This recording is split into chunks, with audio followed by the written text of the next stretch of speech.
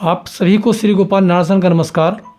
आज हमारे साथ हैं दरगाह पिरान कलियर, जो बहुत प्रसिद्ध स्थान है मुस्लिम धर्म के लिए, और वैसे तो वहाँ सभी धर्मों के लोग आते हैं।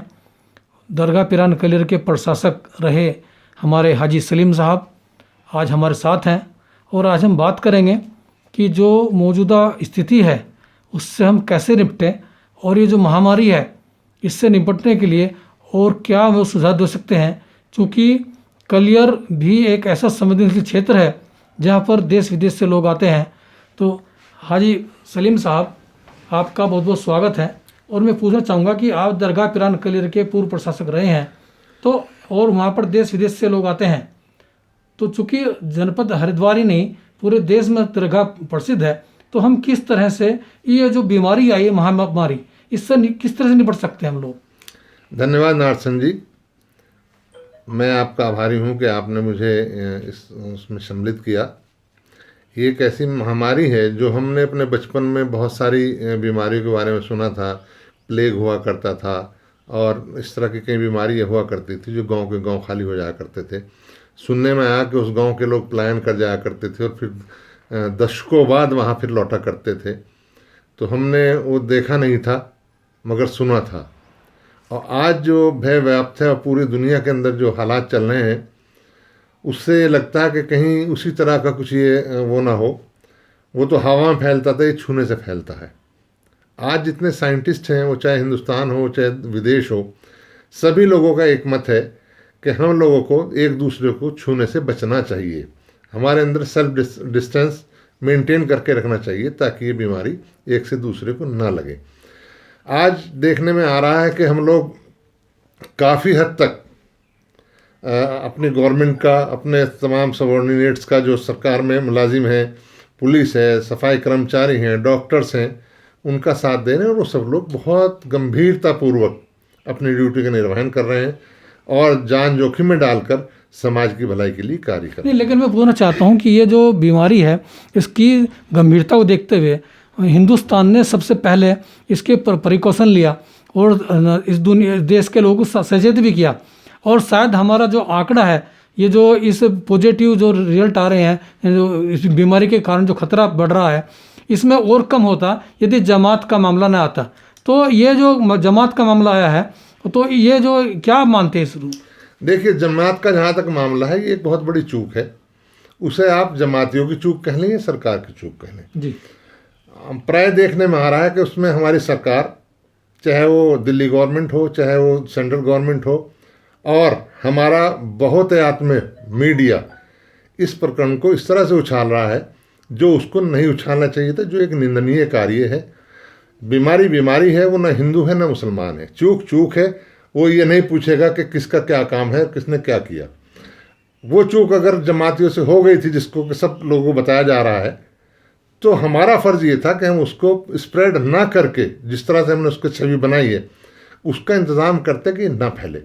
उसके दो तरीके थे, या तो हम उन जमातियों को वहीं रोक कर क्वारंटाइन कर देते और उनकी वहीं जांच हो जाती, जांच होने के बाद उनको अपने अपने घर भेजने का इंतज़ाम कर दिया जाता, या वहाँ से हटाकर कोई ऐसी जगह निश्चित की जाती कि उनको क्वारंटाइन करने के बाद वहाँ से उनके स्थान को भेजा जाता, ताकि वहाँ जाने के बाद दूसरे हलकों में वो ना फैलता।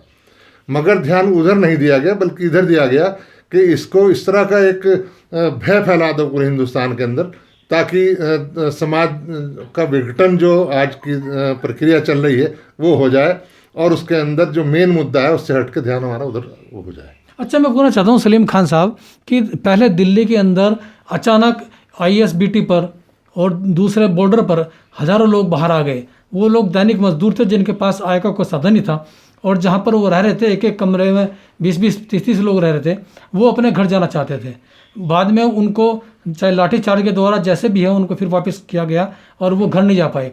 इसी तरह से बॉम्बे में घटना हुई और वहाँ पर भी लोग सड़कों पर आ गए था और बांद्रा में, और फिर उन पर भी लाठी चार्ज हुआ, लेकिन वो भी नहीं जा पाए। लेकिन कोटा में जो 7,500 विद्यार्थी हैं, उनको लाने के लिए उत्तर प्रदेश सरकार ने अपनी बसें भेज दी, 250 बसें भेज दी। तो क्या ये लॉकडाउन का उल्लंघन नहीं था? नहीं, ऐसे तो लॉकडाउन का उल्लंघन एक जगह नहीं बल्कि बहुत जगह मिलेंगे आपको। और कोटा के बारे में जहाँ तक मेरी अपनी राय है, हो सकता है मैं गलत हूँ, मैं ये नहीं कह रहा हूँ कि मैं 100% सही हूँ। मेरा मानना तो है कि जिस तरह से हमने कोटा में किया उसी तरह से हमें पूरे देश में करना चाहिए था। पहले उन लोगों को, जब इस तरह की महामारी फैल रही थी और हमें सब कुछ करना था, ये निर्णय लेना था, तो हमारा ध्यान ना तो किसी का स्वागत में होना चाहिए था, ना हमें नई ओत की तरफ हमारा ध्यान होना चाहिए था। पहले हमारा ध्यान होना चाहिए था अपने नागरिकों को बचाना। मगर अगर आप एनालिसिस करेंगे तो आपको देखने को मिलेगा कि हमारा उधर ध्यान कम था और बीमारी को रोकने की तरफ से मतलब है मेरा, और जो और अन्य कार्य थे, चाहे ओत दिलाना हो, चाहे स्वागत करना हो, उधर ज़्यादा था। अगर वो जो बीच का पीरियड थे उसको हम इस्तेमाल कर लेते, मज़दूरों को जो और लोग हैं उनको उनके घर तक पहुंचा देते या उनको अनाउंस कर देते, तो शायद ये इतना महामारी टाइप ना होता, मारामारी ना होती, लाठीचार्ज ना होते और दिक्कतें ना बढ़ती और सब लोग अपने घर सुकून से और ज़्यादा अच्छे तरह पालन करते हैं। आज भी उत्तराखंड के हजारों लोग ऐसे हैं जो दूसरे राज्यों में हैं और वो आने के लिए छटपटा रहे हैं, और कांग्रेस ने भी यहाँ मांग की है, लेकिन सरकार शायद कोई पहल नहीं कर पा रही। मैं यही कह रहा हूँ कि अगर कोटा का हम उदाहरण लें तो ये एक अच्छा कदम है। इसी तरह हमें सबको करना चाहिए था। उत्तराखंड वालों को उत्तराखंड भेजना चाहिए था और जो दूसरी जगह के उनको उनके घर तो क्या आप नहीं मानते कि जो कोटा है, कोटा के जो विद्यार्थी उनके इसलिए लाया गया क्योंकि बड़े घरों के बच्चे हैं, ज़्यादातर अधिकारी के बच्चे, चूंकि 3-4 लाख रुपए फीस जाती है उनकी, तो ऐसी बसों में बैठा के ले आया गया। लेकिन मजदूर आज भी वो तड़प रहा है और अपने घर जाने छटपटा रहा है। इसका निर्णय तो वो मजदूर ही करेगा कि उसे उस चीज़ में क्या देखने को मिला, उसने क्या सोचा, क्या समझा, क्या यही रियलिटी है जो आप कह रहे हैं, या हकीकत में उनको मकसद जो था उनको शेल्टर देना था और उनको बुलाना था। ये तो जिस वक्त हम वोट देते हैं सारी चीज़ें हमें उस वक्त याद आनी चाहिए, मगर अफसोस उस वक्त हम नहीं सोचते। उस वक्त तो कई चीज़ें हावी हो जाती हैं जो नहीं होनी चाहिए और हमारे समाज के लिए, हमारे देश के लिए घातक है।